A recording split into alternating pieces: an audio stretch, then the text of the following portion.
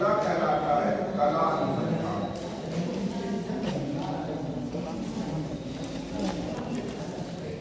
या इंग्लिश में इसको कह लीजिए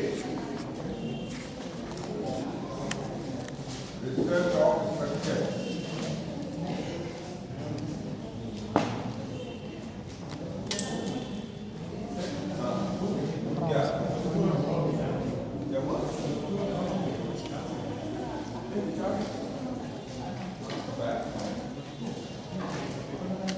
विचार कितने लोग कह रहे हैं विचार नहीं कराया है? विचार नहीं हुआ है? अच्छा, तो विचार नहीं।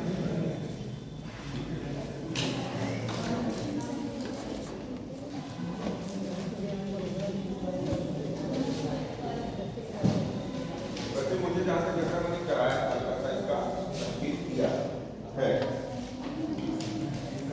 अगर आप लोगों को लग रहा है तो इसको हम लोग जो है कर लेते हैं। आज मैं सोच रहा था आज वही करना है, आज भी और लोगों में समाने का जो समय है पर्याप्त, कोई दिक्कत नहीं। ठीक है,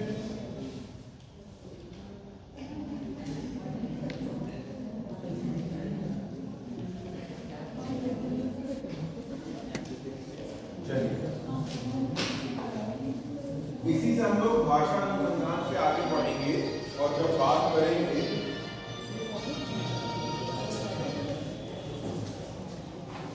जब भाषा अनुसंधान में आगे बढ़ेंगे तो फिर हम लोग ये भी देखेंगे कि किस तरह से लिंग्विस्टिक्स की रिसर्च होती है।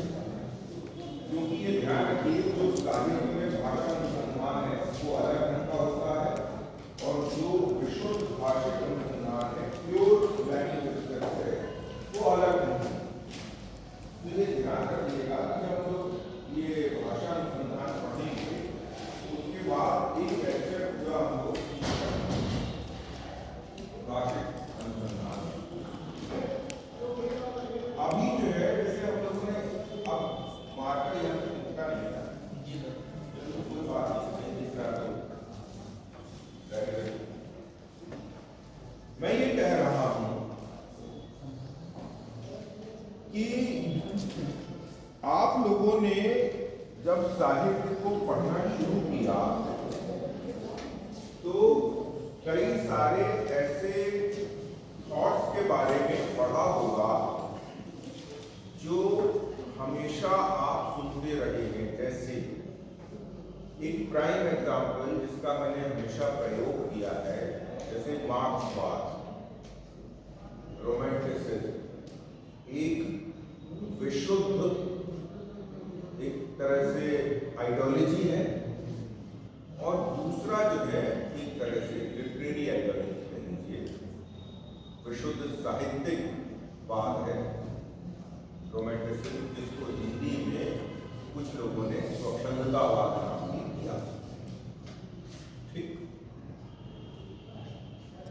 अगर हम इस पर रिसर्च करने जाते हैं तो ये ध्यान रखिएगा कि इसकी रिसर्च में आपको पूरी तरह से ये जानकारी होनी चाहिए कि जिस स्कूल ऑफ थॉट को आप ले रहे हैं या जिस विचारधारा को आप ले रहे हैं अपनी रिसर्च में उसकी पूरी कॉन्सेप्ट की जानकारी है या नहीं है। जैसे मैं दो उदाहरण लेता हूं। एक उदाहरण मान लीजिए मैं ले लेता हूं मार्क्सवाद का, क्योंकि उसके साथ सभी लोग फैमिलियर हैं, मुझे लगता है लगभग सभी लोग।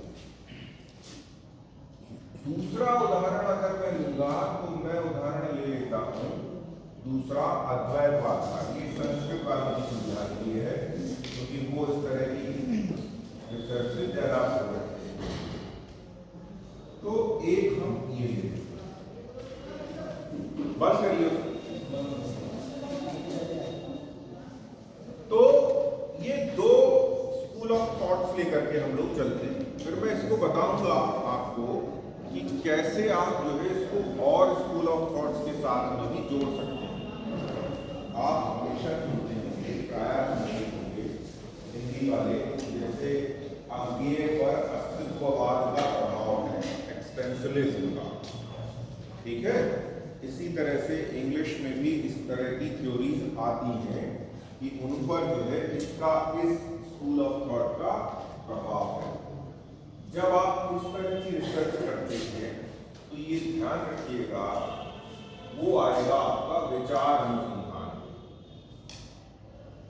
विचार अनुसंधान में आएगा। अब इस तरह की रिसर्च अगर आपको करनी है तो करेंगे कैसे? तो आपको सबसे पहले जो है उसके पैरामीटर्स पता होने कि हम उसके किस किस एस्पेक्ट को या किस किस विचार को लेकर के चलेंगे। जैसे क्योंकि हिंदी वालों की मैंने हिंदी साहित्य में भी क्लास ली थी, इसलिए वो लोग मार्क्सवाद से परिचित हैं, लेकिन फिर भी बाकी लोग समझ लें। राष्ट्र, धर्म, विवाह, परिवार, ठीक है, और समाधान या उपाय, क्रांति। ठीक। दूसरा, अगर अद्वैतवाद को ले लें तो अद्वैतवाद एक दार्शनिक विचारधारा है। ब्रह्म, जीव, जगत, माया, फिर उपाय क्या देते हैं या समाधान क्या देते हैं, कैसे मिलेगा, तो वो है रहस्यवाद के माध्यम से या प्राप्ति का मार्ग। इसलिए रहस्यवाद तो एक कवि पर आ जाएगा, प्राप्ति का मार्ग।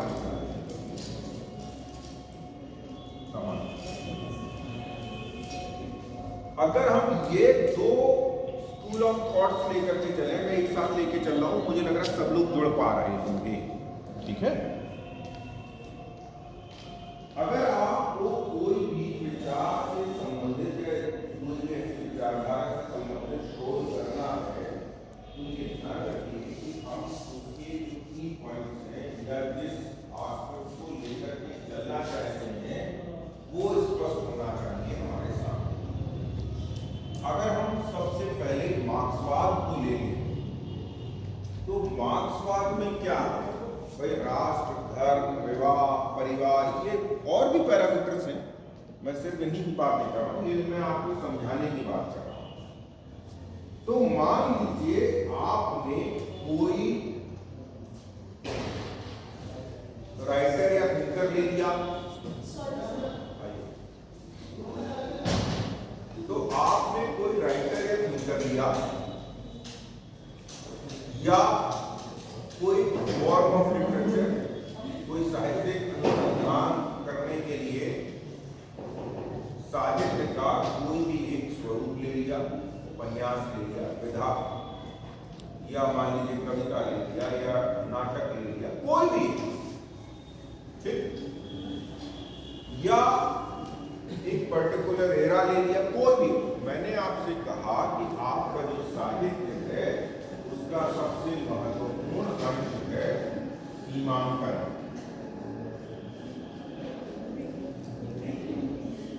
ठीक, जब आप सीमांकन करेंगे तो ये ध्यान रखिएगा,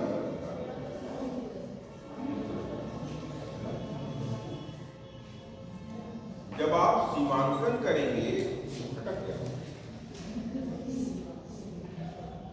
जब आप सीमांकन करेंगे तो आप अपना फॉर्म डिसाइड कर लेंगे, अपना एरा डिसाइड कर लेंगे, या अपना जो है जो भी साहित्यकार होगा उसको निश्चित कर लेंगे कि हम इस साहित्यकार के ऊपर रिसर्च करेंगे। ठीक, आपने कोई भी XYZ डिसाइड कर लिया कि मैं इस पर रिसर्च करूंगा, कोई भी।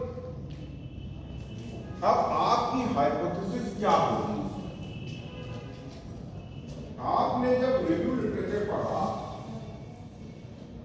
क्योंकि रिव्यू लिटरेचर तो मोस्ट इंपॉर्टेंट पार्ट है, आपने जब रिव्यू लिटरेचर पढ़ा तो वो आपकी हाइपोथेसिस बनाने में आपकी सहायता करता है। आपने जब रिव्यू लिटरेचर पढ़ना शुरू किया तो आपने कहा कि भाई राइटर X जो है उसके बारे में लोगों का मानना ये है कि वो मार्क्सवादी थे। ठीक, या मान लीजिए आपने पढ़ना शुरू किया तो उसमें कहा गया कि राइटर वाई जो थे, मैं एक्स और वाई लेकर के चल रहा हूं जिससे आप सभी लोग पढ़ें। राइटर वाई जो थे वो मार्क्सवादी थे या सॉरी अद्वैतवादी थे। ये दो थ्योरी हम लेकर के चल रहे हैं, दोनों पे अलग अलग रिसर्च होंगे। जब हमने ये मान लिया तो हमारी हाइपोथेसिस क्या बनेगी? हम अपनी हाइपोथेसिस बनाएंगे या अपनी परिकल्पना बनाएंगे कि भाई एक्स जो है वो मार्क्सवादी विचारधारा से प्रभावित है, ठीक। और दूसरे ने अपनी रिसर्च में बनाया कि भाई जो वाई है वो अद्वैतवाद से प्रभावित है। ये आपने पहले है बोला, अच्छा नहीं है। आप नहीं है मान लीजिए, कोई दिक्कत नहीं है, कोई दिक्कत नहीं सर, मैं बोलना चाह रही थी कि आपने 2 बार है बोल दिया। कोई फर्क नहीं पड़ता। जब मैंने पहली बार है बोला था तो आप बातचीत में व्यस्त थी, और जब मैंने दूसरी बार है बोला तो आपने सुना। अगर आपने दोनों है सुने होते एक साथ तो फिर आप पढ़ते कोई बात नहीं। देखिए, आप अपनी हाइपोथेसिस ये ले लीजिए। मैं ये नहीं कह रहा हूं कि आप मेरी ही हाइपोथेसिस लेकर के चलिए। आप अपनी परिकल्पना ये बना लीजिए कि भाई मिस्टर एक्स जो है वो मार्क्सवाद से प्रभावित नहीं, ठीक। कोई सभी लोग स्वतंत्र, किसी के होंगे किसी के नहीं होंगे, कोई मानेगा कोई नहीं मानेगा। हमने ये मान लिया। अब मान लीजिए कि हमने रिसर्च करना शुरू की तो हम क्या देखेंगे? हमें ये तो पता होना चाहिए ना कि हम कैसे सिद्ध करेंगे कि मिस्टर एक्स जो है वो मार्क्सवादी है और मिस्टर वाई जो है वो अद्वैतवादी है। तो हम क्या करेंगे कि उस विचारधारा के साहित्यिक संस्करण, लिटरेरी एडिशन, ये ध्यान रखिएगा, जो विचारधाराएं फिलॉसफी की हैं उनमें फिलॉसफी का ज्यादा हिस्सा रहता है। जो सोशल थॉट्स हैं या स्कूल ऑफ थॉट्स हैं उनमें सोसाइटी के बारे में बहुत सारी चीजें होती हैं।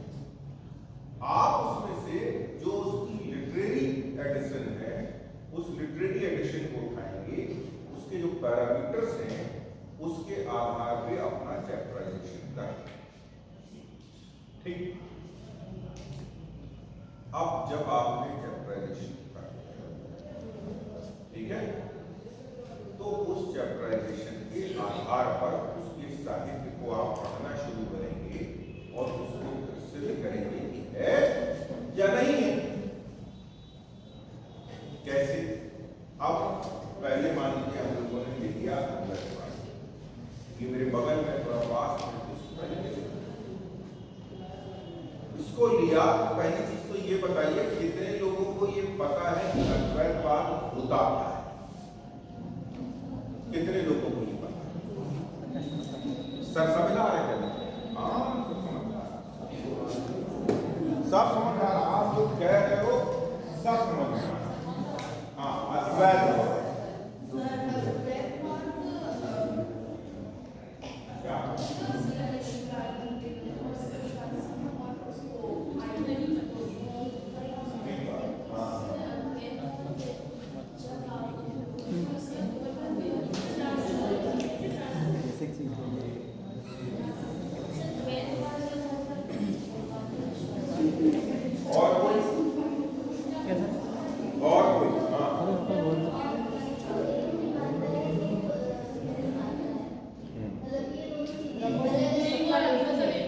एक साथ मतलब मुझे तो ये लग रहा है कि पहले तो आप लोगों को थोड़े दिन पढ़ाओगे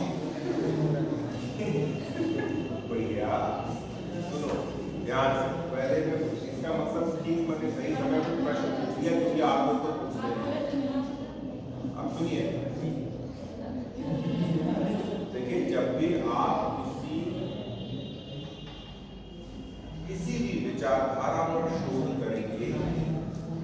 अंग्रेजी वाले जो अब बात करेगा उससे अद्वैतवाद सर फाइनली होता क्या है? अब वही तो बता रहा हूँ, सुन रहे नहीं आप लोग, खुद ही डिसाइड करने में लगे कि भाई अद्वैतवाद क्या होता है। सुनिए, इसकी रिसर्च इंग्लिश में भी होगी, ऐसा नहीं कि नहीं हो सकती। मैं बहुत ईमानदारी से आपको बताऊं, इंग्लिश में भी बहुत सारे ऐसे फिलोसॉफिकल पोएट्स होंगे जिन पर आप अद्वैतवाद की रिसर्च कर सकते हैं। ठीक है, कई सारे ऐसे हिंदुस्तान के बहुत सारे पौराणिक ग्रंथ हैं जिनका इंग्लिश में ट्रांसलेशन हुआ है, आप उनको रिसर्च कर सकते हैं। बताऊंगा कैसे, अभी तो अपनी बात शुरू हुई। अद्वैतवाद क्या है? अद्वैतवाद का मतलब है अद्वैत, दो अलग अलग। ठीक है, मतलब ये है कि जिनमें कोई भी ड्युअलिटी ना हो, द्वैत ना हो, जिनमें कोई भेद ना हो। आप जैसे हिंदी वाले लोग हैं वो भी समझेंगे और जो दूसरी भाषाओं के लोग हैं वो भी समझेंगे। हाँ,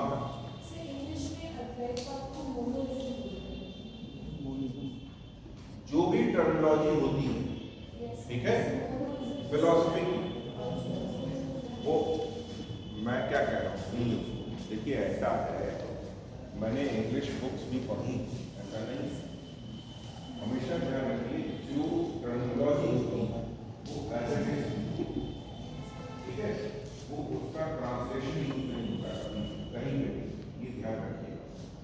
ठीक है, तो अंग्रेजी वाली में थोड़ा पूरा भले का समझ, ठीक है, क्योंकि जो है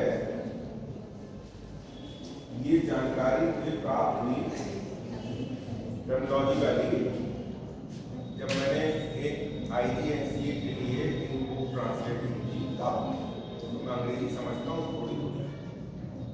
ठीक है, ये ध्यान रखना, ज्यादा मत करना, बदलता अंग्रेजी मेरे साथ भाषा में।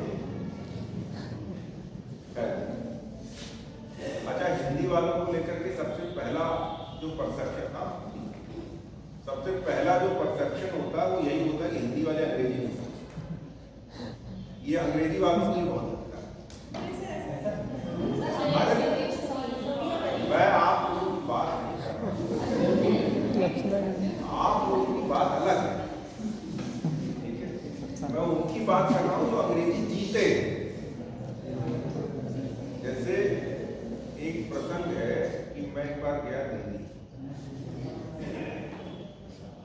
तो मैं अपनी और उसकी अंग्रेजी का स्तर बता रहा हूं।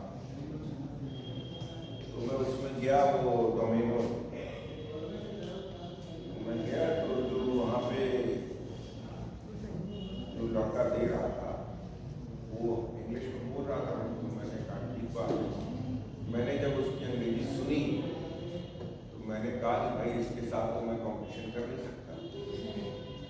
वो अमेरिकन बोल रहा था, तो मैंने कहा देखो यार मुझे आती नहीं हिंदी, बताओ।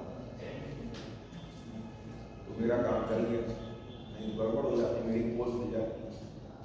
ऐसे अंग्रेजी वालों से मैं बोल रहा, तो इस तरह के सामने वाले को बिना देखे अंग्रेजी बोल, पता लगा कोई गांव का आदमी मिल गया तो उसको जरूर अंग्रेजी बोल। इस तरह के अंग्रेजी वालों से आप लोग, आप लोग तो समझदार बुद्धि के वर्ग है, हम लोग विषय। देखिए, कबीरदास के दो दोहे हैं, मैं आपको अद्वैतवाद बहुत छोटे में समझाता हूँ, बहुत ज्यादा डिटेल में। कबीर के दोहे सबको समझ में भी आएंगे और सबको जानकारी हो जाएगी, बहुत कम शब्द। सुनिए, अंग्रेजी वाले बात, मेरी नजर सबसे ज्यादा अंग्रेजी वालों की इसलिए रहती है, मैं हिंदी में बोलता हूँ, मुझे लगता है पता नहीं इनको समझ में आ रहा है कि नहीं आ रहा है। तो मैं सबसे ज्यादा अंग्रेजी वालों की तरफ देखता हूँ कि हाँ ये समझ में आ रहा है, ये ध्यान रखना है। मैं इसीलिए देखता हूँ कि आप लोग मतलब कहीं कोई गड़बड़ हो तो आप बता दें। अद्वैतवाद क्या है? दो दोहे समझिए, कबीर के आपको पूरा समझना है। जब आप कोई भी फिलोसफी पे रिसर्च करते हैं तो इन चार के बीच का जो इंटररिलेशन है वो आपको डिफाइन करना होगा। अद्वैतवाद मानता है कि ये जो जीव है वो ब्रह्म का ही अंश है। ठीक है, और ये जो जगत है इसको जो है ब्रह्म ने बनाया है। वो जब चाहेंगे तो इस जगत को अपने अंदर समेट लेंगे। और ये जगत जो है जीव को अलग क्यों दिखता है? क्योंकि ये माया के कारण। अद्वैतवाद की फिलॉसफी ये। कबीर इसको दो दोहों से कहते हैं। कबीर कहते हैं पानी ही ते हिम भया, हिम अवर गया बिलाई, जो कुछ था सोई भया, अब कुछ कहा न जाए। मतलब पानी से बर्फ बनी है और ये बर्फ एक दिन बह जानी है, पिघल जानी है, और जो है वही बन जाना है फिर से। ठीक, अब बस सिंपल सी बात समझिए, ये बर्फ का टुकड़ा क्या है? ये है जगत। ठीक, फिर दूसरा वो क्या कहते हैं? दूसरा कहते हैं ये पानी है, तालाब का मान लीजिए, समुद्र का मान लीजिए, नदी का मान लीजिए, जिसका मन करे उसका मान। ठीक, या घर में सबके जो है टब होगा लगभग, ठीक, नहीं होगा तो बर्तन होगा, तो उसका मान लीजिए, जिसका मन करे उसका मानिए, बस पानी मानिए। इसमें कच्चा घड़ा रख लीजिए ऐसे करके, ठीक, इसमें भी पानी भर दीजिए। ये ध्यान रखिएगा, ये वाला पानी नहीं दूसरी जगह से आई है, तो आपको अंतर पता चल जाएगा ना कि घड़े का पानी दूसरा है और वो वाला पानी दूसरा है। जैसे एक नल से एक पानी भरिएगा, घड़े में दूसरे नल से भर लीजिए। अब जो है कबीर दूसरा दोहा ये कहते हैं, जल में कुंभ, मतलब पानी में घड़ा है, कुंभ में जल है, बाहर भीतर पानी, तो मतलब घड़ा। अभी सब आ जाएगा, परेशान नहीं। टूटा कुंभ जल जल ही समाना, ये घड़ा जब टूट गया तो ये पानी जो है वो इस पानी में मिल गया ना। अब कबीर कहते हैं जो घड़ा है ना, ये माया, ये वाला पानी ब्रह्म है, और ये वाला पानी जीव, और ये जगत है।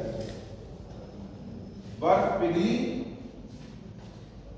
पानी बन गई, लेकिन बर्फ जब तक अपने आकार में रहती है अलग दिखती है ना। ठीक, इन दोनों पानी में कोई अंतर नहीं दिखता कभी, ये सिर्फ मन का भ्रम है। ठीक, मतलब ये दोनों पानी एक जैसे हैं, जीव और ब्रह्म एक जैसे, लेकिन अलग क्यों है? अलग इसलिए है क्योंकि ये माया ने उसको घेर रखा। जिस दिन ये माया का बंधन समाप्त हो जाएगा, उस दिन ये जीव ब्रह्म से मिल जाएगा और उसी में समा जाएगा। और ये जो मेज है, ये छत है, ये दीवार है, भूकंप आएगा और सबको बराबर कर देगा, सब इसी मिट्टी में मिल जाएंगे। बर्फ है, पिघल जाएगी, ब्रह्म। ये अद्वैत समझ में आ गया? जिसको नहीं आया वो पूछ ले, नहीं तो फिर डाउट।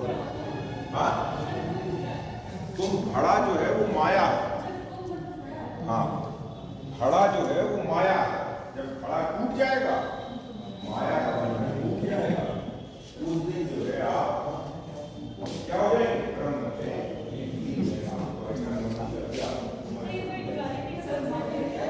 आप प्रसन्न रहिए, आप लोग खड़े नहीं रहिए, बाहर हो क्या है? तो ये आपका है अद्वैतवाद है, और ये इन चारों का अंतर संबंध है। ठीक, पाएंगे कैसे? इनका कहना ये है कि ईश्वर को पाने का जो मार्ग है वो जो है आपका दो तरह से हो सकता है। आप साधना के माध्यम से मान लीजिए, चाहे आप भावना के माध्यम से मान लीजिए, दोनों तरह से आप ईश्वर की तरफ जा सकते हैं। जो कुंडलिनी जागरण इत्यादि उस पर मैं अभी नहीं जाना चाहता, मेरा फोकस है आपको जानकारी दे देना बेसिक। ठीक, कभी कबीर पढ़ेंगे, चर्चा करेंगे। तो जब आप इस पर रिसर्च करेंगे तो आपने जो भी आपने मिस्टर वाई लिए थे, ठीक,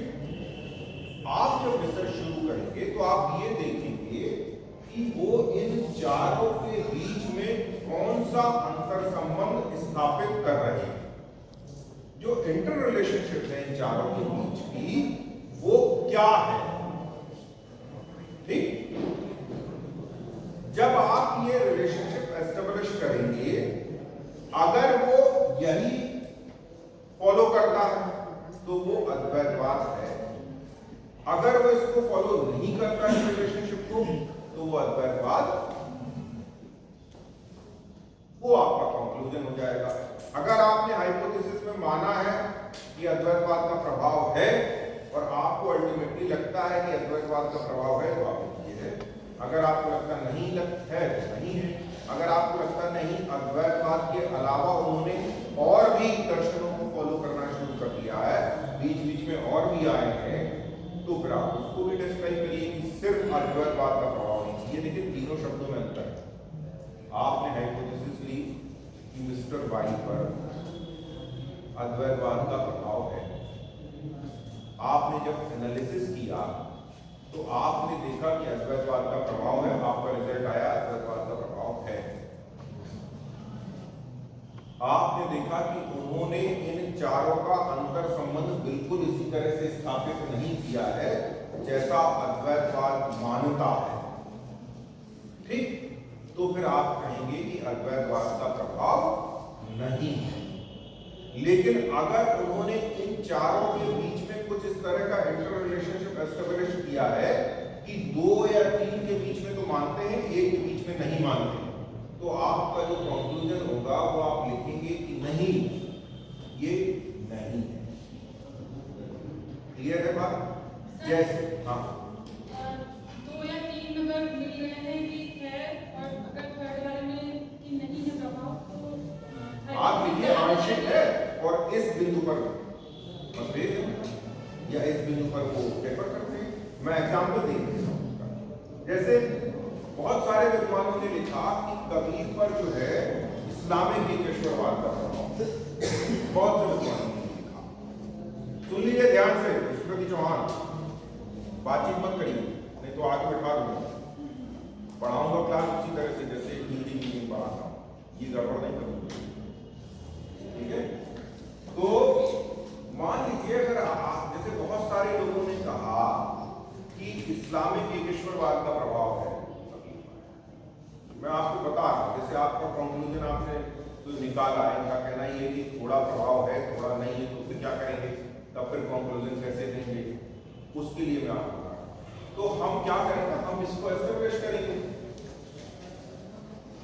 इस रिलेशनशिप को, लेकिन हमारे पैरामीटर्स या हमारे प्रिंसिपल्स क्या होंगे, हमारे स्टैंडर्ड होंगे। फिर इस्लाम क्या कहता है इस विषय को, और इस्लाम जो कहता है, क्या कबीर के स्टैंडर्ड वही है या मिस्टर वाई के स्टैंडर्ड वही है? ठीक, अगर कबीर में देखें तो लोग कहते हैं इस्लामिक एकेश्वरवाद का प्रभाव है, लेकिन ऐसा नहीं है। क्यों? क्योंकि ठीक है, कबीर भी मानते हैं ब्रह्म एक, और उसको ना हम देख सकते हैं, ना हम उसके बारे में जान सकते हैं, ना हम उसकी जानकारी है। ठीक है, ध्यान रखिएगा, एक निर्गुण संप्रदाय जो है हिंदी वाले विशेष रूप से, निर्गुण का तात्पर्य गुणहीन नहीं होता, गुणों से परे, जहां पर जाकर के गुणों की सत्ता समाप्त हो जाए, एग्जिस्टेंस ऑफ क्वालिटीज खत्म हो जाए, वो होता है निर्गुण। ठीक है, तो जब हमने जो है, इस्लाम कहता है ईश्वर एक, कबीर भी कह रहे हैं ईश्वर एक, ठीक, ना जिसे देखा जा सकता है, ना जिसके बारे में कहा जा सकता है, ना सुना जा सकता है, कुछ नहीं, आप खुद ही अनुभव कर सकते हैं। यहां तक की बात ठीक है। अब इसको देख के लग रहा है कि कबीर जो है वो इस्लामिक एकेश्वरवाद से प्रभावित है, ठीक, लेकिन जैसे ही आप जगत से आते हैं, कबीर आपको वहां से अलग होते दिखाई दे जाते हैं। कैसे दिखाई देते हैं? इस तरह से दिखाई देते हैं कि इस्लाम मानता है कि जगत सत्य है, जगत सत्य है, ये जो दुनिया है ये सत्य है, ये समाप्त नहीं है, इसकी एक भिन्न सत्ता है। ठीक, तो अगर ये है अलग से, इसीलिए क्या होता है कि आपके मरने के बाद आपको कब्र में बिठा देते हैं या लिटा देते हैं, और कयामत के दिन का इंतजार जबकि अद्वैतवाद में ऐसा नहीं। तो फिर आप वहां पे आपका कंक्लूजन क्या होगा कि यद्यपि ब्रह्म के संबंध में कबीर का विचार इस्लाम से मिलता है, लेकिन जगत के संबंध में कबीर के विचार इस्लाम से नहीं मिलते। वो जगत को सत्य मानते हैं, जबकि कबीर जो है जगत को मिथ्या मानते हैं।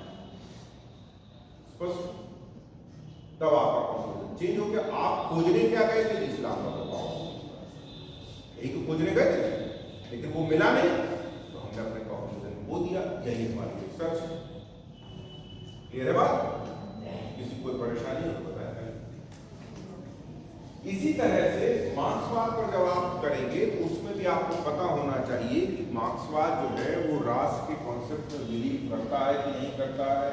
मार्क्सवाद धर्म के बारे में क्या सोचता है, धर्म की क्या कैरेक्टरिस्टिक्स लेकर के चलता है, धर्म को एक्सेप्ट करता है कि नहीं करता है, विवाह के विषय में क्या सोचता है, परिवार के विषय में क्या सोचता है, और इन सारे पैरामीटर्स को लेकर के आप उस पर टेक्स्ट की लिटरेचर में खोजिए कि क्या वो राष्ट्र को उसी तरह से स्वीकार कर रहे हैं जिस तरह से मार्क्स कह रहे हैं। अगर उस तरह से स्वीकार नहीं कर रहे हैं तो फिर इसका मतलब ये है कि वो मार्क्सवाद से प्रभावित नहीं। मार्क्सवाद ने जब अपने सिद्धांत की या दर्शन की व्याख्या की होगी तो उसने राष्ट्र की अपनी विशेषताएं बताई होंगी, धर्म की बताई होंगी, विवाह करना चाहिए या नहीं करना चाहिए बताया होगा, परिवार के बारे में बताया होगा। तो इन सब को लेकर के वो क्या सोचते हैं। फिर कई बार हो सकता है कि आप इन सब बिंदुओं को लेकर के वो मिस्टर एक्स भी वही सोचते हो जो मार्क्सवाद कह रहा है, लेकिन वो डिफर कर रहे हो कि मार्क्सवाद कह रहा है कि लाल क्रांति होनी चाहिए, वो कहेंगे लाल क्रांति हिंसक क्रांति के माध्यम से समाज में समानता की स्थापना नहीं की जा सकती। तो आपका कंक्लूजन हो जाएगा नहीं की जा सकती है। वो यद्यपि उसके विचारों से सहमत है किंतु समाधान से सहमत नहीं। स्पष्ट है? तो जब आप कभी भी इस तरह की कोई रिसर्च करते हैं जो थॉट्स पर या किसी स्कूल पर डिपेंडेंट होती है या उसके पैरामीटर्स को खोजने से संबंधित होती है, तो आपको इस तरह से अपना कैटेगराइजेशन करना होता है। पहले चैप्टर में उस साहित्यकार या उस युग या फिर जो है उस विधा के बारे में जानकारी देनी होगी। दूसरे चैप्टर में आप इस थॉट के बारे में, उसके क्या पैरामीटर्स हैं, उसके क्या स्टैंडर्ड हैं, उनके बारे में जानकारी देनी होगी। और उसके बाद के चैप्टर जो है उन्हीं स्टैंडर्ड्स के बेस पे एस्टेब्लिश किए जाएंगे या बनाए जाएंगे। और जब उनको बना लेंगे अंत में आप अपना कंक्लूजन देंगे कि मिस्टर एक्स या मिस्टर वाई जो है वो इसको एक्सेप्ट कर रहे हैं, इस थ्योरी को एक्सेप्ट करते हैं या नहीं करते हैं, या किस स्तर तक करते हैं। ये डिफरेंस क्वालिटेटिव है या क्वांटिटेटिव। अब एक प्रश्न आपके मन में आना चाहिए, सभी के मन में। तो सर ऐसे तो हम ये कर सकते हैं कि हम किसी भी राइटर को एक उठा लें, हम तुलसीदास में मार्क्सवाद खोजना शुरू कर दें, ये भी तो आ सकता है। या सूरदास में हम अद्वैतवाद खोजना शुरू कर देते हैं। तो अगर हम इस तरह की रिसर्च करेंगे तो यही पर आपका रिव्यू लिटरेचर का पार्ट आता है। जो रिव्यू लिटरेचर है वो आपकी हाइपोथेसिस के लिए आधार बना रखता है। आप मनमाना हाइपोथेसिस नहीं कर सकते हैं जब तक ये रिव्यू लिटरेचर को आप ठीक से नहीं देखते। तब रिव्यू लिटरेचर आपका इंपॉर्टेंट रोल प्ले करेगा और उसके बेस पर आप करना शुरू करेंगे। क्लियर है बात? किसी को कोई परेशानी हो इसमें तो बताइए, नहीं तो आगे बढ़े। मैं अपनी बात तीसरे वाली बात पर कह चुका हूं। यदि आप में से किसी का कोई प्रश्न हो तो बताइए। मैंने अपनी बात कही। सर हाँ सर, नेशन और स्टेट में कोई जो अंतर है वो स्पष्ट करेंगे आप? किसमें? राष्ट्र और राज्य। राष्ट्र और राज्य जो है इनमें क्या अंतर है, ये चीज पहली चीज तो ये राजनीतिक विज्ञान का प्रश्न किसने पूछा है? पहली चीज तो ये है कि राजनीतिक विज्ञान का प्रश्न है। अगर हम भारतीय संदर्भों में देखेंगे तो राज्य की अवधारणा जो है यहाँ हमारे यहाँ प्रदेश को लेकर के है, स्टेट के फॉर्मेट में है, और नेशन या कंट्री की अवधारणा जो है वो केंद्र की करती है। वो जगह और उस पर बदल जाएगी। आप कौन सा रेफरेंस लेना शुरू कर रहे हैं उस पर डिपेंड करता है। अगर आप इस पे जाएंगे राज्य पे, अगर आप राजतंत्रात्मक शासन में चले जाएंगे तो उनके लिए राज्य था, राजाओं के लिए, और राष्ट्र की संकल्पना वो कहते हैं आधुनिक के बाद में आई, हालांकि ऐसा है नहीं सर, मैं मार्क्सवाद के संदर्भ में पूछ रहा था। जो मार्क्सवाद की थ्योरी अलग है, वो तो राष्ट्र में विश्वास ही नहीं करते। उनका कहना ये कि राष्ट्र नाम की कोई संकल्पना नहीं, ये सब भ्रम है। राष्ट्र नाम की कोई संकल्पना नहीं उनकी दृष्टि। इसीलिए आप देखिए वो बहुत प्रयोग करते हैं इस बात। राष्ट्र जितने भी जो भी विचारधाराएं राष्ट्रवाद को केंद्र में रह करके आगे बढ़ रहे हैं, तो आप देखिए उनके सबसे प्रबल विरोधी जो है वो वामपंथी है, मार्क्सवादी। और किसी का कोई प्रश्न बोलिए, और किसी का कोई प्रश्न इस संबंध में? नहीं तो आगे बढ़े, बोलिए। अगर इससे रिलेटेड कोई रिसर्च करनी है कर लीजिए। कितने लोगों को लगता है कि आप कर सकते हैं? अच्छा एक बात बताइए ईमानदारी से, आप लोगों में से कितने लोगों को लग रहा है कि इसका कोर्स वर्क का फायदा होने वाला है?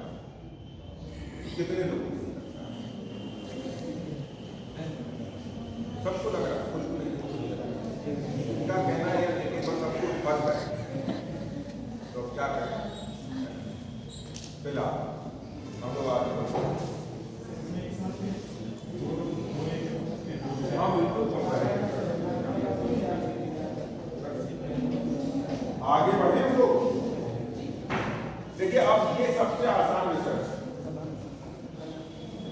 सबसे आसान, या तो पहली बार ही आसान थी, वैसे आसान तो सभी है, आपने देख लिया है।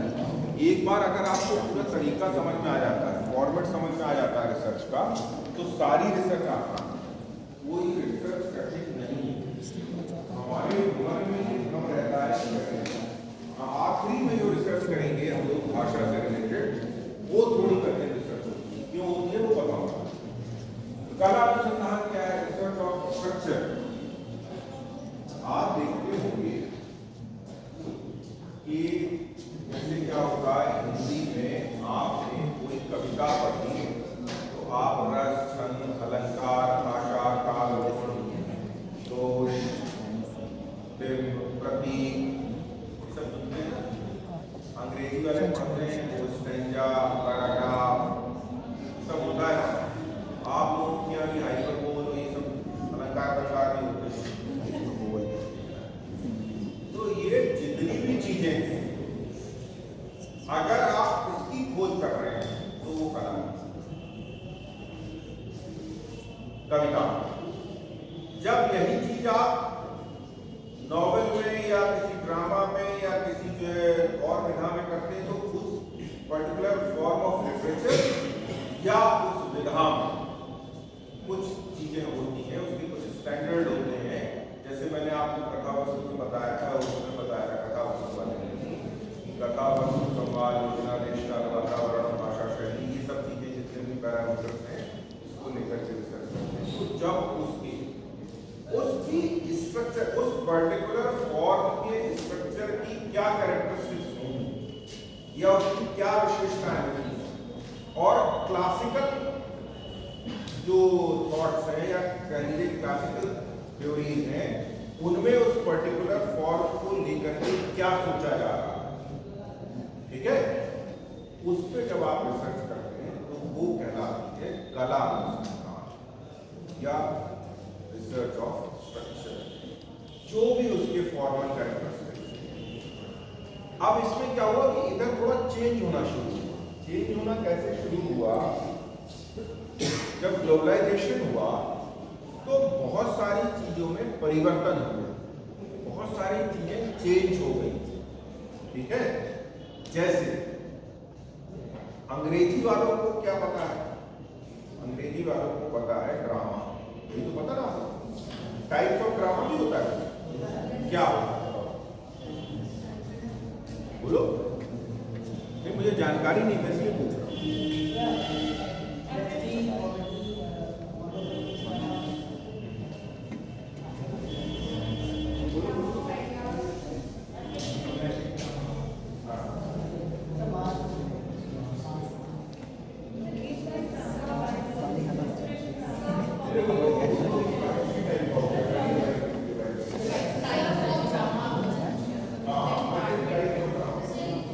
पानी पानी है, हो सकता है उसमें, हो सकता है।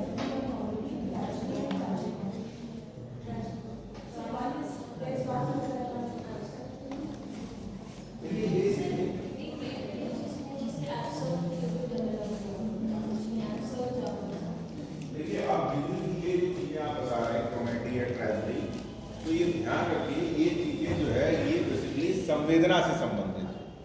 मैं जो बात कर रहा हूँ, मैं बात कर रहा हूँ स्ट्रक्चर कैसे मैं बताता हूँ। हिंदी वालों के लिए इसमें बहुत स्कोप है, बहुत स्कोप। क्यों है मैं बता रहा हूँ, और संस्कृत वालों के लिए भी बहुत स्कोप है। संस्कृत वाले भी सुने ध्यान से, अंग्रेजी वाले उसको अपने को जोड़ ले उससे। कैसे? हमारे यहाँ एक हुए भरत मुनि, अंग्रेजी वालों के लिए मैं एक नया एरिया ऑफ रिसर्च दे रहा हूँ, आप उसमें सोचिएगा और उसमें करिएगा, कर सकते हैं। जिन लोगों को संस्कृत में दिक्कत नहीं होती पढ़ने में, जो लोग प्री इंग्लिश में हैं और वो अपने आप को संस्कृत के साथ या हिंदी के साथ फैमिलियर मानते हैं, वो लोग इस पर रिसर्च कर सकते हैं। विशेष रूप से संस्कृत के साथ अगर हम लोग फैमिलियर मानते हैं तो ये बहुत बढ़िया रिसर्च टॉपिक हिंदी वालों के लिए भी है और अंग्रेजी वालों के लिए। क्या है हमारे यहाँ भरत मुनि ने एक बहुत फेमस ग्रंथ लिखा जिसका नाम था नाट्यशास्त्र। ठीक, उस नाट्यशास्त्र में उन्होंने नाटक नहीं कहा, उन्होंने कहा रूपक। ठीक, सुनिएगा ध्यान से, उन्होंने कहा रूपक, और स्ट्रक्चर के बेस पे रूपक को बहुत सारे, लगभग मुझे लगता है शायद 27 है हमारे, 10 रूपक है, 10 रूप। हाँ तो ठीक करिए, मैं संस्कृत का आदमी नहीं हूँ, आपको करेक्ट करिए। तो उन्होंने रूपक के बहुत सारे प्रकार बताए। वो जो प्रकार बताए वो पूरे प्रकार आप ये मान के चलिए सिर्फ और सिर्फ स्ट्रक्चर बेस्ड, सिर्फ स्ट्रक्चर बेस्ड। हिंदी में उसका प्राइम एग्जाम्पल है भारतेंदु के, या नाटककार भारतेंदु का अवमूल्यन किया गया हिंदी साहित्य में, उनको नाटककार कहा गया। ठीक, भारतेंदु नाटककार नहीं, भारतेंदु रूपककार है, क्योंकि भारतेंदु नाटक भी लिखते हैं, भारतेंदु प्रहसन भी लिखते हैं। तो इसलिए ध्यान रखिए, उन्होंने जितने भी फॉर्म, अगर शायद भारतेंदु अगर जीवित रहते तो ये सारे 22 जो रूपक के भेद हैं सब पर वो नहीं लिखते, क्योंकि वो ये चाहते थे कि अंग्रेजी को फॉलो ना करके हम लोग हिंदी को फॉलो या संस्कृत के टाइप्स को फॉलो करें। इसीलिए आप देखिए उन्होंने प्रहसन भी लिखा है, उन्होंने भाण भी लिखा है, उन्होंने नाटिका भी लिखी है, गीत नाटक भी लिखा है, सब लिखा है। ठीक, जब तक जीवित रहे जितना लिख पाए। अब इंग्लिश वाले इस पर रिसर्च कर सकते हैं, इंग्लिश वालों को चाहिए, ये बहुत अच्छी रिसर्च बन सकती है। आप जितने भी आपने नाटक पढ़े, चाहे शेक्सपियर का हो या किसी और का हो, मान लीजिए जूलियस सीजर ही आप उठा लीजिए, आप उसमें ये देखिए कि क्या रूपक के किस भेद को उसमें लिया गया। अब भेद आप कैसे डिसाइड करेंगे, इसलिए आपको पढ़ना पड़ेगा है क्या उसमें। उन्होंने डिसाइड किया अगर कोई जो है एक अंक का नाटक है जिसमें सिर्फ एक ही एपिसोड है, पूरा उसी में ड्रामा होता है, कोई किसी के एपिसोड 5-6 हैं, ठीक है, या किसी में एक ही प्लेटफॉर्म है, उसी पे सब कुछ हो जा रहा है। कोई ऐसा नाटक है जिसमें एक ही कैरेक्टर है, वही कैरेक्टर सारा होता क्या ना नाटक में सूचना आ जाती है, फिर ये हो जाता है, फिर वो अपने से बात करने लगता है, इस तरह का भी है, ठीक है। तो आप रिसर्च करिए इस पे, कि इस पे तो बहुत रिसर्च हुई कि हिंदी नाटकों पर फलाने यूरोपियन इसका प्रभाव, उसका प्रभाव। आप उल्टी रिसर्च करिए कि रूपकों का यूरोपियन ड्रामास पे जो है इम्पैक्ट क्या है, और विशेष रूप से जो आज के समय में ड्रामा।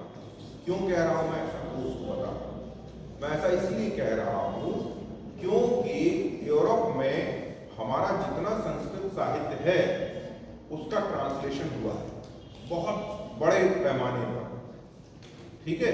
तो आप बोलोगे इसको समझने लगेंगे, अच्छा ठीक है ये है, तो आप गौर करिए, हो सकता है आपको 17वीं सेंचुरी में भी मिले, तो इसका मतलब ये है कि हमारे यहाँ के विद्वान और वहाँ के विद्वान एक जैसा सोच रहे थे, वो इस तरह के नाटकों पर विचार कर रहे थे। ये अलग विषय है कि वो नाटक कहाँ खत्म होता है जाके, वो नाटक कॉमेडी है या वो नाटक ट्रेजेडी है, वो अलग विषय है। स्ट्रक्चर, मैं सिर्फ और सिर्फ स्ट्रक्चर की बात कर रहा हूं उस समय, मेरा संवेदना से कोई भी मतलब नहीं है। मैंने आपको पहले दिन संवेदना और शिल्प का अंतर बताया, ये ध्यान रखिए। तो आप सिर्फ और सिर्फ स्ट्रक्चर पे रिसर्च करिए, एक रिसर्च ही होती। जब आप स्ट्रक्चर पे रिसर्च करेंगे तो उस पर्टिकुलर स्ट्रक्चर का क्या वो है फॉर्मेट। आपने मान लीजिए किसी में भी, मान लीजिए एक्स में आपने यही करना शुरू किया, भरत मुनि के नाट्यशास्त्र का रूप दो के प्रकार का, किसी ने उसके आपने सारे नाटक उठाए, ठीक। पहला चैप्टर आपने उसका बना दिया कि उसने क्या किया है, उसका क्या लाइफ था। दूसरा चैप्टर आपने बनाया कि भरत मुनि ने इन रूपकों के क्या स्टैंडर्ड डिसाइड किए, ठीक। फिर उसके बाद आपने तीसरा चैप्टर जो है डिसाइड किया कि इसमें जो है अगर इनके नाटकों में कहीं पर भी उन कैरेक्टरिस्टिक से मैच कर रहा है तो एक एक कैरेक्टर को उठाया, एक एक नाटक को उठाया और जिससे मैच कर रहा उसके साथ तुलना कर दी और कंपैरेटिव स्टडी बता दी। तो आपने बता दिया कि देखिए भाई ऐसा है कि सिर्फ भरत मुनि ही नहीं कह रहे हैं वहां पे प्रश्न, इसको यहाँ पे भी प्रश्न लिखा गया। इंग्लिश में भी ये नाटक या ये ड्रामा जो है वो बेसिकली रूपक के एक प्रकार प्रहसन की है, उसका इम्पैक्ट, और देखिए उसके कैरेक्टरिस्टिक्स पूरी तरह से फॉलो कर रहा है, समझ रहे हैं। क्योंकि संवेदना जो होती है वो कल्चर डिपेंडेंट होती है, ये ध्यान रखिए। जो संवेदना होती है, जो मैसेज होता है नाटक का, वो कल्चर डिपेंडेंट होता है, संस्कृति पर निर्भर करता है कि आप किस तरह के कल्चर में रह रहे हैं, आपके लिए वही चीज इम्पोर्टेंट है। हमारे यहाँ आप किसी से कह दीजिए कि आप लिविंग में रह रहे हैं तो समाज कहता है यार ये तो बेकार आदमी है। यूरोप में आप कह दिए आप लिविंग में रह रहे हैं तो कहीं यार ये तो बहुत अच्छा आदमी है। तो पैरामीटर जो है ना कल्चर के हिसाब से चेंज होते हैं। तो संवेदना जो है हमारे यहाँ अगर कोई इस तरह का नाटक लिखे तो उसमें कहा जाएगा इसमें तो बड़ा शरीर ठीक नहीं है, नाटक इस तरह का नहीं होना चाहिए। आदर्शवादी लोग चिल्लाएंगे, कहेंगे नहीं ये ठीक नहीं है, ये समाज को गलत दिशा में ले जाएगा। यूरोप खूब लिखेगा इस तरह का कहीं पर। तो संवेदना जो होती है नाटक की या जो मैसेज दिया जाता है उसके माध्यम से, साहित्य के माध्यम से, वो संस्कृति पर निर्भर करता है। आप किस तरह के समाज में रह रहे हैं, आप किस तरह की सोसाइटी में रह रहे हैं, उसका निर्भर करता है। आप जब आदिवासी के जीवन में देखेंगे तो हो सकता है एक ही व्यक्ति की 4 प्रभाव हुए, ठीक। और वहीं आप जब सभ्य समाज में आएंगे, ये सभ्य और असभ्य तो हमने बना दिया, ठीक है। जब हम शहरी जीवन में आएंगे तो हम कहेंगे नहीं गलत है, 5 आते हैं कैसे वो क्यों नहीं चाहिए। तो ये तो आप उसको जो है जब आप स्ट्रक्चर की बात करेंगे, मैसेज या उसकी संवेदना की बात नहीं करेंगे, तो आप कला अनुसंधान कर रहे हैं। तो उस कला की विशेषताएं उन कृतियों पर या उस साहित्यकार पर या उन साहित्यकारों पर जब आप आजमाएंगे तो कितना उसने फॉलो किया है वो आपको बहुत गणनीय विधि से रिसर्च होती है। कोई ऐसा नहीं है कि हिंदी की रिसर्च में आप कुछ भी कहीं से भी उठा लिया और लिख दिया और बस हो गया, ऐसा कहीं कुछ नहीं। या किसी भी साहित्य में आप जब रिसर्च करते हैं तो आपका रिसर्च जो है वो बिल्कुल टू द पॉइंट होना चाहिए। और जब आपका रिसर्च टू द पॉइंट होगा, आपके मन में पूरे स्ट्रक्चर बना होगा, आपको पता होगा कि मैं क्या खोज रहा हूं। 80% लोग तो रिसर्च कर लेते हैं, उन्हें पता ही नहीं होता मैंने खोजा क्या था, मुझे पता ही नहीं मैं क्या खोज रहा था। ठीक है, अगर आपको पता है कि आप क्या खोज रहे हैं तो आपकी रिसर्च बहुत अच्छी है, ये हमेशा है। तो आप ये चीज जरूर डिसाइड करके रखिए हमेशा कि आप इनमें से कौन सी रिसर्च कर रहे हैं। ठीक, अब आगे बढ़ते हैं।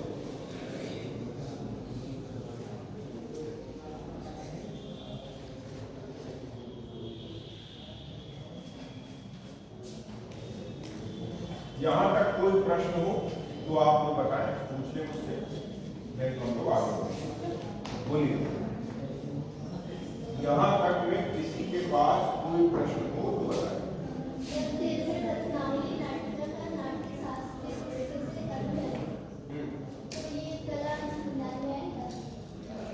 बिल्कुल आएगा, बिल्कुल बिल्कुल आएगा। और अरे अब तो देखिए, आप लोग कहते हैं, मैं आपको बताऊं, रिसर्च का स्कोप बहुत बढ़ गया है। आप कोई सीरियल लीजिए, ठीक, जो छोटा सीरियल हो, ये एकता कपूर टाइप का सीरियल है, खत्म ही नहीं होता और मतलब 20 साल नहीं जाएगा। मुझे लगता है जैसे कुछ 2-4 सीरियल हैं वो तो तभी खत्म होंगे जब मैं ही चला जाऊंगा।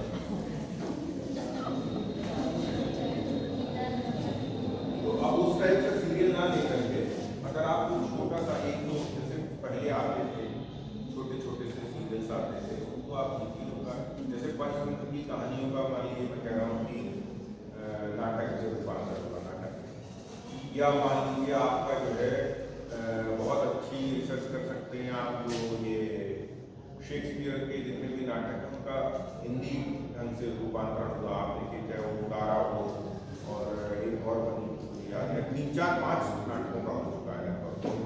उसमें आप हाँ बहुत हुआ है, बहुत है। तो अब भाषा, देखिए, एक तो भाषा अनुसंधान होता है कि हमने किसी साहित्यकार या किसी युग को पकड़ा और उस युग विशेष की भाषा का अध्ययन करना शुरू कर दिया। ठीक, मान लीजिए कि हमने कहा कि भाई भक्तिकाल, अब भक्तिकाल की परिस्थितियां क्या थी और हमने जो है उसको रिसर्च की कि क्या उस पर भाषा पर प्रभाव पड़ा था। कबीर के पहले बहुत सारे लोग साहित्य लिख रहे थे, चाहे ब्रज हो चाहे अवधि हो, इन सब में लिख रहे थे, लेकिन कबीर आए तो उन्होंने जो है बहुत सारा उनकी भाषा में, क्योंकि वो पढ़े लिखे नहीं थे तो उनसे आप उस समय की भाषा को सबसे अच्छा समझ। ठीक, जब आप उस समय की भाषा को सबसे अच्छा समझ सकते थे तो आप ये मान करके चलिए कि फिर आप उसका अध्ययन करना शुरू करिए कि उन्होंने कैसे अरबी फारसी के शब्दों का प्रयोग किया, कैसे उन्होंने जो है और शब्दों का प्रयोग किया, कैसे संस्कृत शब्दों का प्रयोग किया, तो वो भाषा का, ठीक है ना, क्लियर। तो एक तो भाषा का सिंपल सा ये है कि आपने किसी भी एक को लिया और उसको लेने के बाद आपने उस पर अध्ययन करना शुरू कर दिया और भाषा के जो भी बिंदु होते हैं उन पर आपने रिसर्च कर ली। जैसे जब आप भाषा की रिसर्च करते हैं तो आपको पैरामीटर्स पता होना चाहिए। तुम्हारे बगल वाले के पास बहुत अच्छा मैसेज आया है ना, तुम्हारे बगल वाले, हाँ ठीक है, अच्छी खबर तो हमको पता है। अच्छा, मैं देखता हूँ कि लोग देखते रहते हैं कि कहीं मोदी का मैसेज आ जाए, कहीं ऐसा ना हो कि अभी एक आध चरण की शायद सूची बाकी हो तो कहीं आना जाए योगी जी का कि आप फलाने जगह चुनाव लड़ना, मान लो कहीं आ गया तो तुरंत उनकी जाना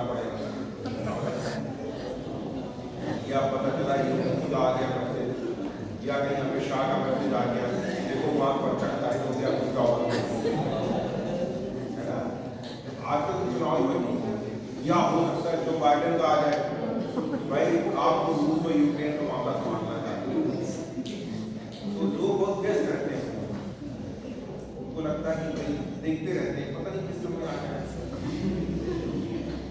है कि नहीं? तुम्हारे पास किसका है? तो बाइडेन का है, योगी का है, PDF फाइल क्या कोई बड़ा मैसेज?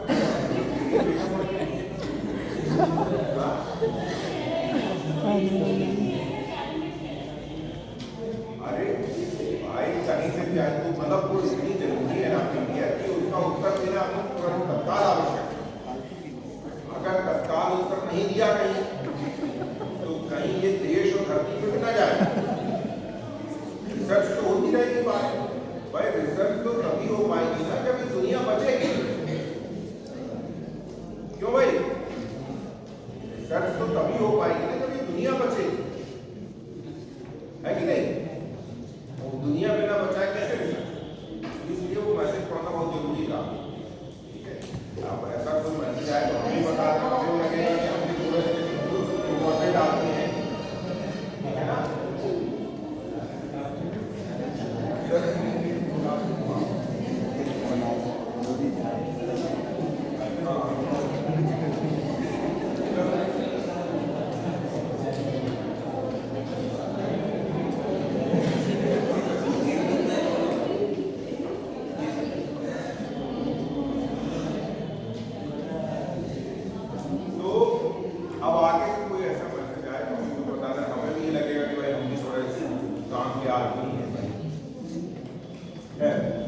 तो भाषा अनुसंधान में आप ये ध्यान रखें, एक तो आपका ये रहता है कि आप जो है इस पर रिसर्च करिए तो भाषा के जितने भी अंग हो सकते हैं साहित्यिक दृष्टि से उन पर आप पूरा चैप्टराइजेशन करिए, उसको करिए। दूसरा अध्ययन एक होता है भाषा वैज्ञानिक अध्ययन, ठीक है? जब आप भाषा वैज्ञानिक अध्ययन करते हैं तो उसके जो है फिर कैप्चराइजेशन दूसरे ढंग से हो जाता है, वो मैं आपको भाषा अनुसंधान में पूरा बताऊंगा। मैंने आपसे पहले भी कहा कि मैं आपको जो है लैंग्वेज रिसर्च जब कराऊंगा कि कैसे लैंग्वेज रिसर्च करनी चाहिए। जैसे बहुत बड़ा एक समाज होगा हिंदुस्तान में भी, जैसे मैं आपको बताऊँ 1983 का जो वर्ल्ड कप था तो रोजर बिन्नी, ठीक है, रोजर बिन्नी इंग्लिश में बात हिंदी हिंदी आती नहीं है, तो आप इस तरह का एक बड़ा समाज होगा, एक बड़ा तबका होगा जो सिर्फ और सिर्फ इंग्लिश में बातचीत करता है, तो आप उसका भाषा वैज्ञानिक अध्ययन कर सकते हैं कि उसका एक्सेंट जो है अमेरिकन है या यूके बेस्ड है, किस तरह का एक्सेंट है उसका, इंग्लिश की कौन कौन सी टर्मिनोलॉजी या फोनिक्स वगैरह को कैसे यूज करते हैं।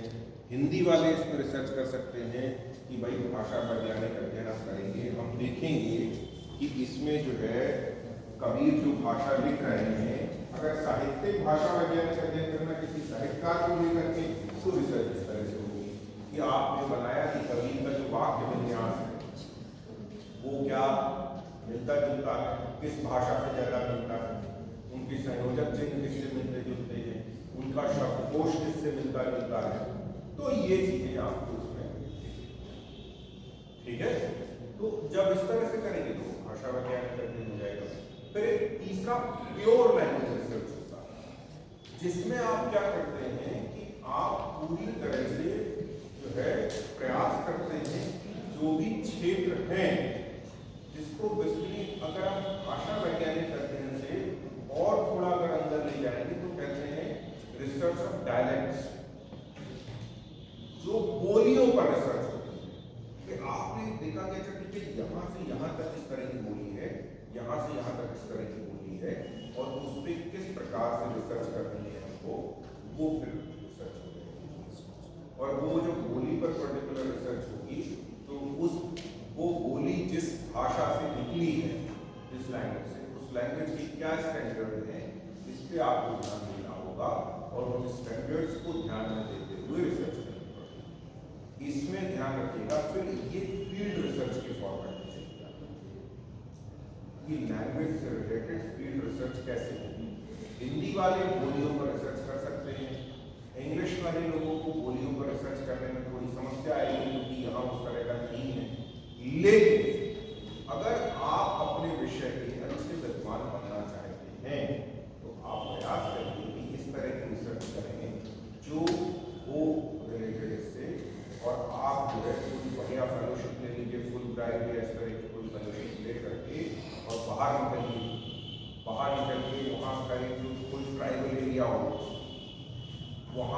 कैसे इंग्लिश बोली जाती है, क्या वो इंग्लिश और ये इंग्लिश वही है जो हमारे यहाँ बोली जाती है और वहाँ बोली जाती है। आप कंपैरेटिव स्टडी करिए, हिंदी वाले लोग जो है अपना बोलियों में रिसर्च करें।